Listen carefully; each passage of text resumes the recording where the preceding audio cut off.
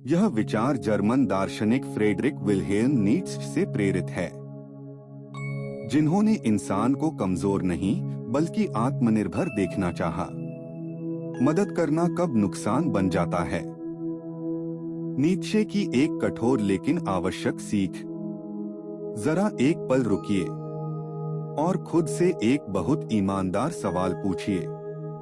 क्या आपने कभी किसी की इतनी मदद की है कि एक समय के बाद आप थक गए हों और सामने वाला फिर भी संतुष्ट न हुआ हो?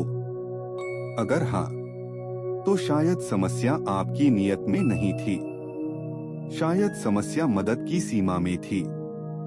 आज हम इसी सीमा की बात करेंगे और उस विचारक की जिसने इस सच को बहुत पहले देख लिया था। Friedrich Nietzsche. भाग 1। नीत्शे मदद को कैसे देखता था। नीत्शे कभी यह नहीं कहते कि मदद करना गलत है, लेकिन वे यह अवश्य कहते हैं कि हर मदद उचित नहीं होती।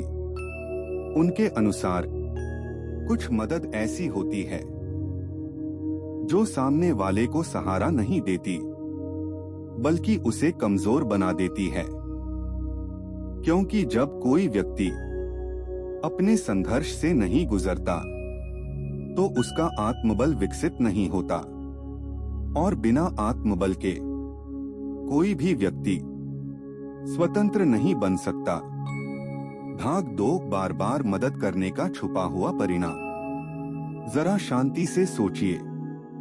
अगर कोई बार बार गिरता है और हर बार कोई दूसरा उसे उठा देता है, तो क्या वह खुद खड़ा होना सीखेगा?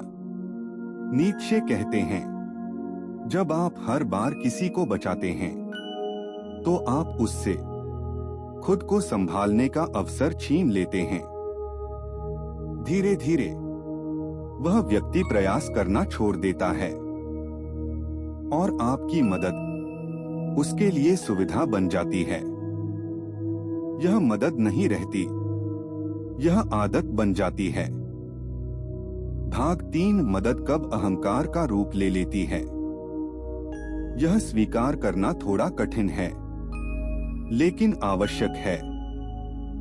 कई बार हम मदद करुणा से नहीं, अहंकार से करते हैं। हमें अच्छा लगता है कि कोई हम पर निर्भर है, कोई हमारे बिना आगे नहीं बढ़ पा रहा। नीत्शे इस स्थिति को बहुत खतरनाक मानते हैं, क्योंकि ऐसी मदद सामने वाले को छोटा और खुद को बड़ा महसूस कराती है। और जहां अहंकार आ गया, वहां करुणा समाप्त हो जाती है। भाग 4। लोग आपकी मदद स्वीकार क्यों करते हैं। अब एक और प्रश्न, क्या हर व्यक्ति वास्तव में मदद चाहता है, या वह जिम्मेदारी से बचना चाहता है? नीत्शे कहते हैं, कुछ लोग दर्द से नहीं डरते, वे प्रयास से डरते हैं। और जब कोई हर बार उनका बोझ उठा लेता है, तो उन्हें बदलने की आवश्यकता ही नहीं लगती। धीरे धीरे वे आपको हल्के में लेने लगते हैं और कभी कभी आपसे नाराज भी हो जाते हैं। भाग 5। मदद और निर्भरता के बीच का अंतर। यह समझना बहुत महत्वपूर्ण है। मदद का उद्देश्य किसी को आगे बढ़ाना होना चाहिए, न कि उसे रोके रखना। अगर आपकी मदद के बिना कोई व्यक्ति एक कदम भी नहीं बढ़ पा रहा, तो वह मदद नहीं, निर्भरता है। नीत्शे के अनुसार निर्भरता सबसे बड़ा नुकसान है, क्योंकि वह मनुष्य की स्वाभाविक शक्ति को धीरे धीरे समाप्त कर देती है। भाग 6। सही मदद कैसी होनी चाहिए। नीत्शे मदद के विरोधी नहीं थे, वे बस यह कहते थे, सही मदद वह है जो सामने वाले को अपने पैरों पर खड़ा होने के लिए प्रेरित करे। कभी कभी सबसे सही सहायता यह होती है कि आप पीछे हट जाएं।